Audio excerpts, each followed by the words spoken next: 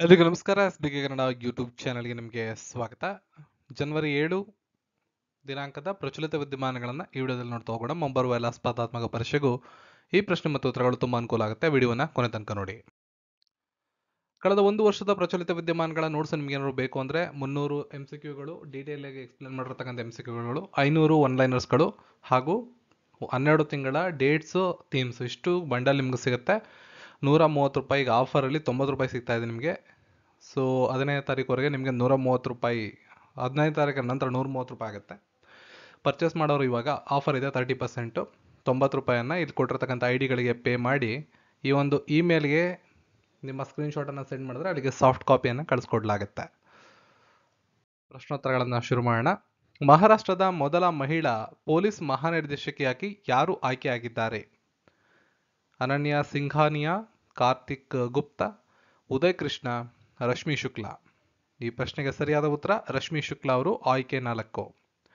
ಮಹಾರಾಷ್ಟ್ರ ಸರ್ಕಾರವು ರಶ್ಮಿ ಶುಕ್ಲಾ ಅವರನ್ನ ಮಹಾರಾಷ್ಟ್ರದ ಮೊದಲ ಮಹಿಳಾ ಪೊಲೀಸ್ ಮಹಾನಿರ್ದೇಶಕಿಯಾಗಿ ಆಯ್ಕೆ ಮಾಡಿದೆ. ಇವರು 1988ರ ಬ್ಯಾಚ್ನ ಭಾರತೀಯ ಪೊಲೀಸ್ ಸೇವೆ IPS ಅಂತ ಏನು ಕರಿತೀವಿ ಅದರ ವಿಶೇಷ ಅಧಿಕಾರಿಯಾಗಿ ಪೊಲೀಸ್ ಮಹಾನಿರ್ದೇಶಕಿ DGP ಆಗಿ ನೇಮಕಗೊಂಡಿದ್ದಾರೆ ಮಹಾರಾಷ್ಟ್ರಕ್ಕೆ.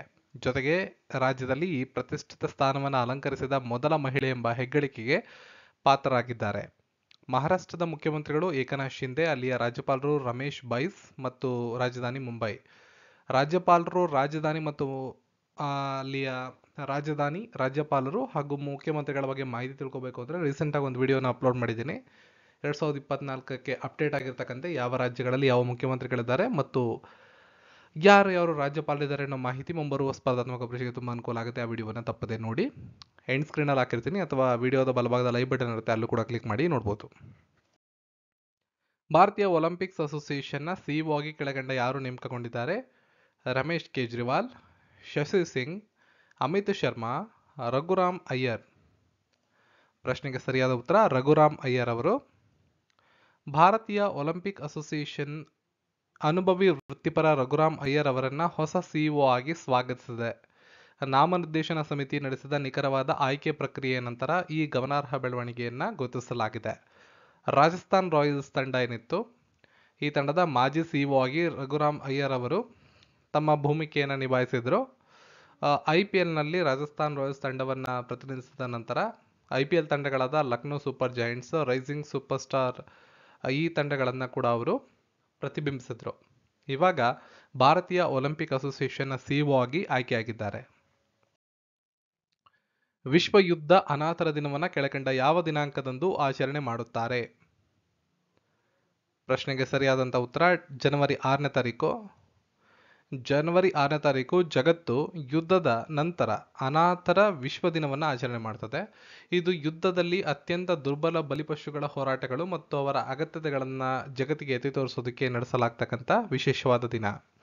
ನಡೆಯುತ್ತಿರುವ ಜಾಗತಿಕ ಸಂಘರ್ಷಗಳ ನಡುವೆ ಈ ದಿನವನ್ನು ಗುರುತಿಸಲಾಗುತ್ತೆ. ಈ ದಿನದ ಪ್ರಮುಖ ಉದ್ದೇಶ ಮುಗ್ಧ ಮಕ್ಕಳ ಮೇಲೆ ಯುದ್ಧ ಆಳವಾದ ಮತ್ತು ಶಾಶ್ವತವಾದ ಪ್ರಭಾವವನ್ನು ಯಾವ ರೀತಿ ಬೀರುತ್ತೆ ಅಂತ ತಿಳಿಸೋದು ಈ ದಿನದ ಪ್ರಮುಖವಾದ ಉದ್ದೇಶವಾಗಿದೆ. ಈ ವರ್ಷದ ಥೀಮು 2 ಪ್ರಬಲ ವಿಷಯಗಳನ್ನು ಇಟ್ಕೊಂಡಿದ್ದಾರೆ. ಅನಾಥರ ಜೀವನ ವಿಷಯ ಮತ್ತು ಯುದ್ಧ ಪೀಡಿತ ಮಕ್ಕಳಿಗಾಗಿ ನಿಲ್ಲುವುದು. ಈ 2 ಥೀಮ್ಗಳನ್ನು ಇಟ್ಕೊಂಡು world day of war orphans 2024 ಆಚರಣೆ ಮಾಡ್ತಾ ಇದ್ದಾರೆ.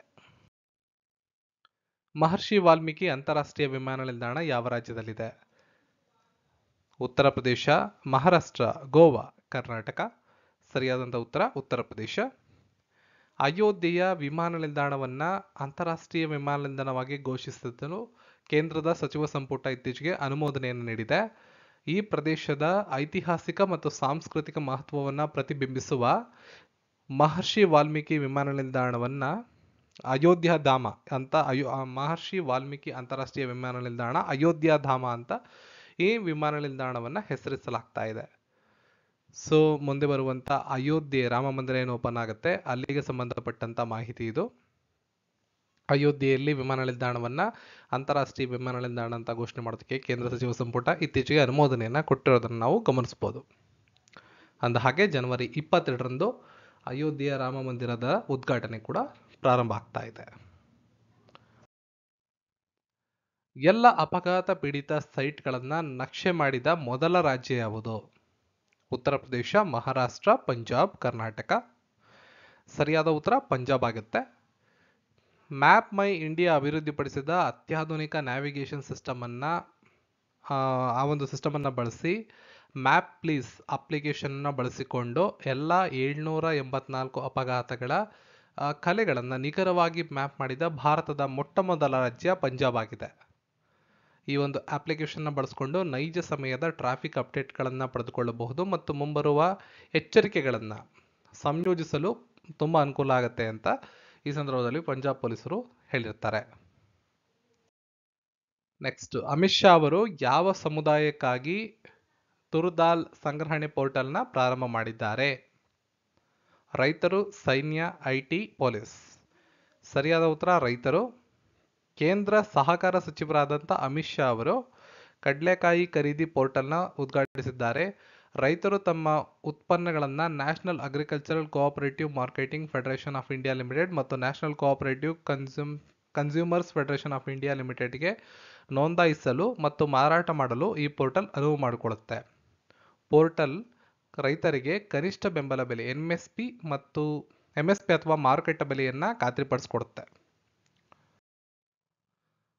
ವೈಸ್ ಅಡ್ಮಿರಲ್ ಆಗಿ ಯಾರು ನೌಕಾಪಡೆಯ ಉಪಾಧ್ಯಕ್ಷರಾಗಿ ನೇಮಕಗೊಂಡಿದ್ದಾರೆ? ವೈಸ್ ಅಡ್ಮಿರಲ್ ಆಗಿರತಕ್ಕಂಥ ಕೆಳಕಂಡ ಯಾರು ನೌಕಾಪಡೆಯ ಉಪಾಧ್ಯಕ್ಷರಾಗಿ ಆಯ್ಕೆಯಾಗಿದ್ದಾರೆ?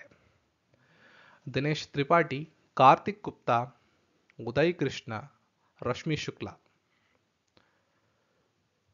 ಪ್ರಶ್ನೆಗೆ ಸರಿಯಾದಂಥ ಉತ್ತರ ದಿನೇಶ್ ತ್ರಿಪಾಠಿ ಅವರು.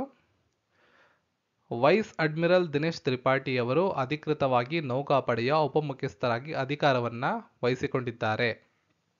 ಭಾರತೀಯ ನೌಕಾಪಡೆ ವೈಸ್ ಅಡ್ಮಿರಲ್ ತ್ರಿಪಾಠಿ ಅವರ ಪ್ರಯಾಣ ಜುಲೈ 1, 1985ರಂದು ಪ್ರಾರಂಭ ಆಯಿತು. Sainik school Rewa, Khadakwasla national defence ಶಾಲೆಯ ಹಳೆಯ ವಿದ್ಯಾರ್ಥಿಯಾಗಿರ್ತಕ್ಕಂಥ ಅವರು ವೃತ್ತಿ ಜೀವನದ ಪ್ರಮುಖ ಕಾರ್ಯಸಾಧನೆಗಳು ಮತ್ತು ಸಾಧನೆಗಳ ಸರಣಿಯಿಂದನೇ ಗುರುತಿಸಿಕೊಂಡಿದ್ದಾರೆ. ಇವಾಗ ಮತ್ತೊಂದು ಉನ್ನತ ಹುದ್ದೆಯನ್ನು ಅಲಂಕರಿಸಿದ್ದಾರೆ, ಮತ್ತೊಂದಿಷ್ಟು ಸವಾಲುಗಳನ್ನು ಎದುರಿಸೋದಕ್ಕೆ ಮುಂದಾಗಿದ್ದಾರೆ. 2023ರ ಕುವೆಂಪು ಪ್ರಶಸ್ತಿಯನ್ನ ಯಾವ ಭಾಷೆಯ ಬರಹಗಾರರಾದ ಶಿರಶೆಂದು ಮುಖ್ಯೋಪಾಧ್ಯಾಯ ಅವರಿಗೆ ನೀಡಲಾಗಿದೆ? ಹಿಂದಿ, ಮಲಯಾಳಂ, ಸಂಸ್ಕೃತ, ಬಂಗಾಳಿ. ಪ್ರಶ್ನೆಗೆ ಸರಿಯಾದಂಥ ಉತ್ತರ ಬಂಗಾಳಿ. ಸಾಹಿತ್ಯಿಕ ಕೊಡುಗೆಗಳಿಗೆ ಪ್ರತಿಷ್ಠಿತ ಮಾನ್ಯತೆಯಾಗಿ ಹೆಸರಾಂತ ಬಂಗಾಳಿ ಬರಹಗಾರರಾದ ಶಿರಿಯೆಂದು ಮುಖ್ಯೋಪಾಧ್ಯಾಯ ಅವರಿಗೆ 2023ನೇ ಸಾಲಿನ ಕುವೆಂಪು ರಾಷ್ಟ್ರೀಯ ಪುರಸ್ಕಾರವನ್ನು ನೀಡಿ ಗೌರವಿಸಲಾಗಿದೆ. ಕನ್ನಡದ ದಿವಂಗತ ಕವಿ ಕುವೆಂಪು ಅವರ ಗೌರವಾರ್ಥವಾಗಿ ಹೆಸರಿಸಲಾದ ರಾಷ್ಟ್ರೀಯ ಪ್ರಶಸ್ತಿ ಇದಾಗಿದ್ದು, ಯಾವುದೇ ಭಾರತೀಯ ಭಾಷೆಗೆ ಗಮನಾರ್ಹ ಕೊಡುಗೆಗಳನ್ನು ನೀಡಿದಂಥ ಬರಹಗಾರರಿಗೆ ಈ ಪ್ರಶಸ್ತಿಯನ್ನು ನೀಡಲಾಗುತ್ತೆ. ಇದಿಷ್ಟು ಇಂದಿನ ಪ್ರಚಲಿತ ವಿದ್ಯಮಾನಗಳು. ಎಲ್ಲ ಮಾಹಿತಿಗಳು ನಿಮ್ಗೆ ಯೂಸ್ಫುಲ್ ಅನ್ಸಿದ್ರೆ ಈ ವಿಡಿಯೋನ ಲೈಕ್ ಮಾಡಿ, ಶೇರ್ ಮಾಡಿ, ಚಾನಲ್ನ ಸಬ್ಸ್ಕ್ರೈಬ್ ಮಾಡಿ. ಸಿಗೋಣ ಮತ್ತೊಂದು ವಿಡಿಯೋ ಅಂತ. ಎಲ್ರಿಗೂ ಧನ್ಯವಾದಗಳು.